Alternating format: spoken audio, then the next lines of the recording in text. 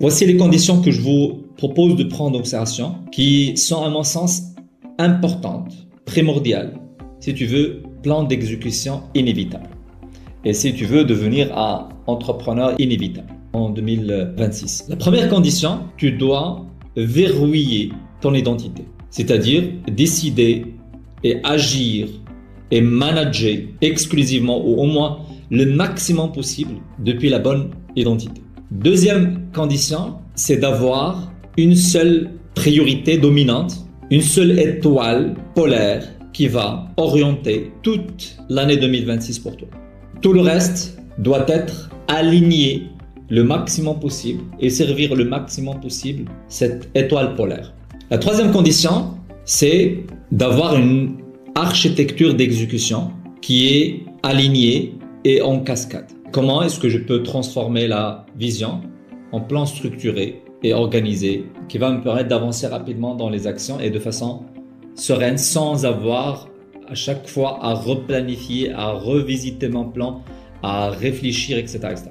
La quatrième condition, le focus chirurgical sur justement ce qui compte vraiment. Et ça se passe bien évidemment par le fait de réduire le maximum possible ce qui peut te disperser, consommer ta concentration et ton énergie en tant que dirigeant.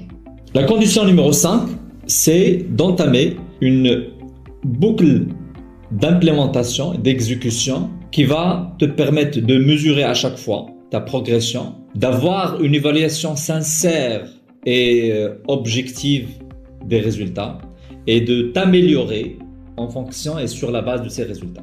Condition numéro 6, c'est ce qu'on va appeler le transfert de responsabilité, c'est-à-dire mettre en place un système de délégation et de développement et de montée en compétence de tes équipes qui va te permettre de sortir de l'opérationnel le maximum possible. S'il n'y a pas une équipe solide qui va te permettre, ou au moins un certain nombre de collaborateurs bien prêts qui vont te permettre de sortir de l'opérationnel, tu vas être obligé quelque part, entre guillemets, de continuer à être dans l'opérationnel, à être noyé dans l'opérationnel. Et si c'est le cas, en général, tu vas pouvoir développer, mais tu vas pas pouvoir structurer, designer ton business et donc tu ne vas pas pouvoir avancer. Condition numéro 7, c'est le fait d'instaurer ce qu'on va appeler un système anti-chaos. C'est-à-dire, comment est-ce que tu peux être obsédé par la systématisation, par le fait d'instaurer des systèmes. À chaque fois qu'il y a un problème, qu'il y a une urgence,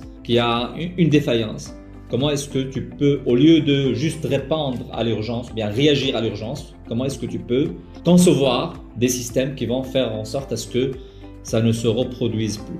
La condition numéro 8, c'est le fait d'avoir un engagement total par rapport au comportement que tu vas mettre en place, que tu vas suivre. C'est-à-dire faire en sorte de respecter le maximum possible tes décisions, surtout les décisions irréversibles dont on parle. La condition numéro 9, c'est le fait de créer et de générer le plus tôt possible ce qu'on va appeler une first win, une réalisation qui va te permettre de valider le système et d'avoir et de lancer une dynamique qui va te permettre de continuer dans le bon sens en termes d'exécution.